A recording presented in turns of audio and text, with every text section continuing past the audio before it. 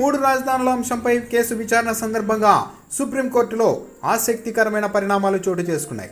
వికేంద్రీకరణ బిల్లుకు గవర్నర్ ఆమోదం తెలిపిన వెంటనే ఆ మధ్య కొందరు హైకోర్టును ఆశ్రయించారు. దాంతో హైకోర్టు స్టేటస్ కోను విధించింది. దీన్ని సవాల్ చేస్తూ ఏపీ ప్రభుత్వం సుప్రీంకోర్టులో పిటిషన్ వేసింది. ఈ పిటిషన్ సోమవారం ప్రధాన న్యాయమూర్తి బాబ్డే నేతృత్వంలోని బెంచ్ ముందుకు విచారణకు వచ్చింది. ఈ సమయంలోనే సీనియర్ న్యాయవాది రంజిత్ కుమార్ ఒక విషయాన్ని లేవనెత్తారు. అమరావతి రైతుల తరఫున హైకోర్టులో సుప్రీంకోర్టు ప్రధాన న్యాయమూర్తి కుమార్తె రుక్మిణి బాబ్డే వకాల్తా పుచ్చుకొని వాదించిన అంశాన్ని ప్రస్తావించారు. అమరావతి రైతుల తరఫున ప్రధాన న్యాయమూర్తి కుమార్తె రుక్మిణి బాబ్డే వకాల్తా పుచ్చుకున్న అంశాన్ని ప్రస్తావించారు. దాంతో సిజేఐ బాబ్డే ఈ కేసు విచారణ నుంచి తప్పుకున్నారు. ఈ పిటిషన్ను మరో బెంచ్కు బదిలీ చేయాలని ఆదేశిస్తూ విచారణను బుధవారానికి వాయిదా వేశారు.